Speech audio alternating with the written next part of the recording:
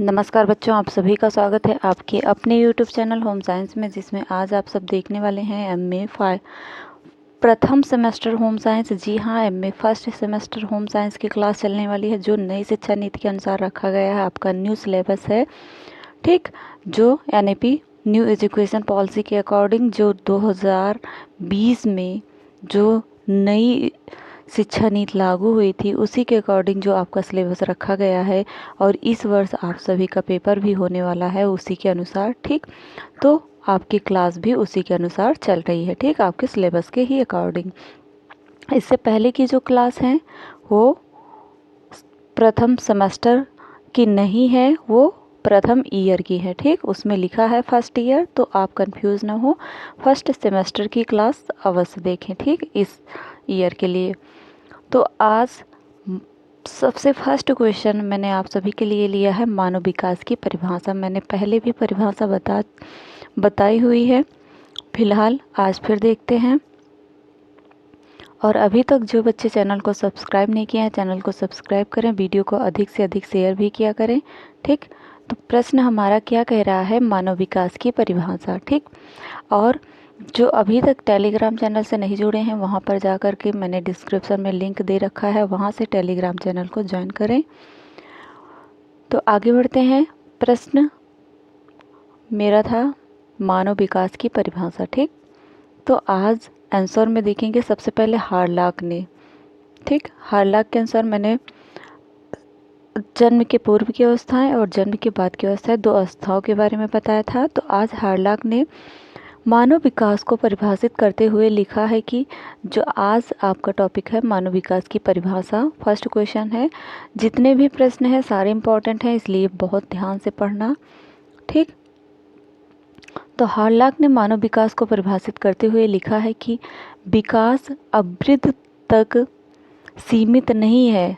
अभी तो अवृद्ध किसे कहते हैं, जो आपके शारीरिक विकास होता है ना, इसी को जो बढ़ते हैं आप सब, लंबाई हुई, आयु हुई, यही तक नहीं सीमित होता है, अपितु इसमें परिवर्तनों का वह प्रगतिशील क्रम निहित है जो परिपक्वता के लक्ष्य की ओर अग्रसर होता है, ठीक। और विकास के परिणाम स्वरूप व्यक्ति में नवीन विशेषताओं और नवीन योग्यताएं प्रकट होती हैं, ठीक। आगे देखते हैं। हार्लाक जी कह रहे हैं कि विकास यहीं तक ही नहीं सीमित है, कि अभिवृद्धि तक ही नहीं सीमित है, बल्कि अपितु यह परिवर्तनों की वह प्रगतिशील क्रम तक निहित है जहाँ तक व्यक्ति परिपक्वता और लक्ष्य तक अग्रसर होता है और विकास के परिणाम स्वरूप व्यक्ति में नवीन विशेषताएं और नवीन योग्यताएं प्रकट होती हैं, ठीक। उसके बाद आता है मानव विकास एक ऐसी प्रक्रिया है जो व्यक्ति के जन्म से लेकर उस समय तक चलती रहती है जब तक वह पूर्ण विकास को प्राप्त नहीं कर लेता, ठीक। आगे देखते हैं विकास की परिभाषा। मैंने अभी मानव विकास की परिभाषा हार्लाक के अनुसार बताई। इसके बाद अब विकास की परिभाषा देख लेते हैं, विकास होता क्या है, ठीक। स्किनर के अनुसार, स्किनर ने कहा कि विकास जीव और उसके वातावरण की अंतःक्रिया का प्रतिफल है। वैसे तो आप सब लाइक करते नहीं हो, फिलहाल बोल देते हैं, जिनको इच्छा हो लाइक अवश्य कर दें, ठीक। अंतःक्रिया का प्रतिफल है। और सोरेनसन ने कहा बच्चों इतना याद रखना, आप अगर पेपर देने जाते हैं, राइटर का नाम लिख करके उनकी परिभाषा एग्जाम्पल दे देते हैं, एक्सप्लेन कर देते हैं, तो इससे एग्जामिनर के ऊपर बहुत अच्छा इफेक्ट पड़ता है और आप सबको बहुत अच्छा नंबर भी मिलता है, ठीक।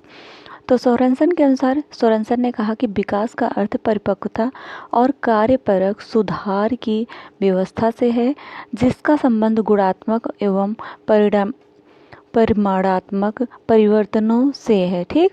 जो परिमाणात्मक परिवर्तन होते हैं, जिससे हमें, जैसे कि आपने मूल्यांकन के बारे में पढ़ा होगा, जो आपको परिणाम प्राप्त होते हैं, परिवर्तनों से ही सोरेनसन का अर्थ है कि विकास होता है, ठीक। उसके बाद ड्रेवर के अनुसार, ये परिभाषा मैंने फर्स्ट वीडियो में, एमए फर्स्ट सेमेस्टर के फर्स्ट वीडियो में बताया था। ड्रेवर के अनुसार कि विकास प्राणी में गर्भावस्था से प्रौढ़ावस्था तक प्रगतिशील परिवर्तन है जो किसी निश्चित लक्ष्य की ओर निरंतर निर्देशित होता है, ठीक। उसके बाद अपवृत्त के बारे में जानते हैं। अपवृत्त का अर्थ क्या है, सारे प्रश्न इंपॉर्टेंट है, आपके पेपर में ये जरूर पूछे जाएंगे, ठीक। शारीरिक वृद्धि एक बढ़ोतरी को अवृद्धि कहते हैं। अवृद्धि विकास का ही एक अंग है, किंतु इसका संबंध शारीरिक संरचना में होने वाले रचनात्मक परिवर्तनों से है। यह सीमित आयु तक चलती है और अवृद्धि गर्भावस्था के 2 सप्ताह से लेकर 20 से 22 वर्ष तक अर्थात परिपक्व अवस्था तक चलती है। ठीक, उसके बाद आता है गर्भकालीन अवस्था। जो गर्भवती महिलाएं होती हैं उस समय जो गर्भकालीन अवस्थाएं होती हैं उनके बारे में जानते हैं। ठीक, यह अवस्था गर्भाधान से लेकर जन्म तक की अवस्था को हम क्या कहते हैं? गर्भकालीन अवस्था कहते हैं।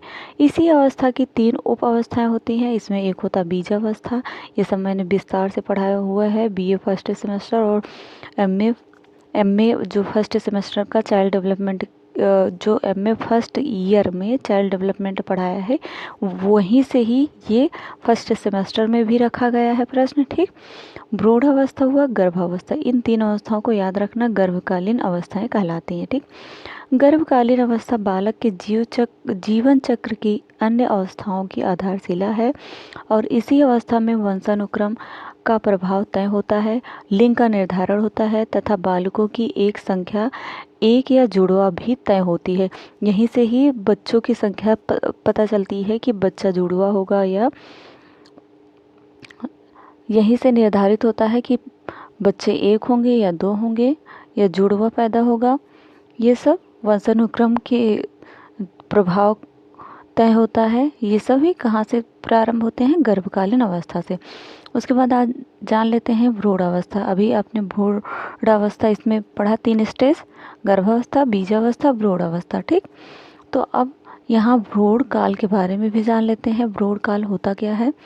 बच्चों, जन्म से पूर्व की दूसरी अवस्था भ्रूण काल कहलाती है। क्या कहलाती है? जन्म पूर्व से पहले की दूसरी अवस्था। यहाँ देखो, पहले की फर्स्ट ए अवस्था होती बीजावस्था, सेकंड अवस्था होती भ्रूणावस्था और थर्ड अवस्था गर्भावस्था। तो वह भ्रूणावस्था जो होती है वही भ्रूण काल कहलाती है। जन्म से पूर्व की दूसरी अवस्था भ्रूण काल होती है।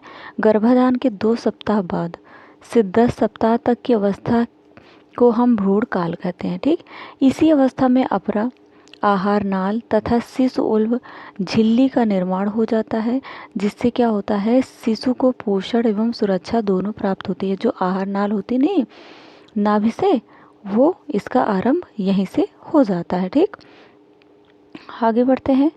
स्त्री 1 मिनट बच्चों।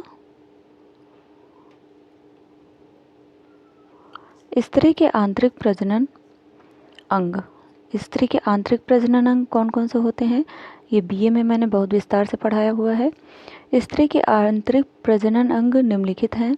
योनि, गर्भाशय, अंडवाहिनी, अंडाशय, ये आंतरिक होते हैं। ठीक, अंडाशय के कार्य क्या होते हैं? अंडाशय के 3 प्रमुख कार्य होते हैं।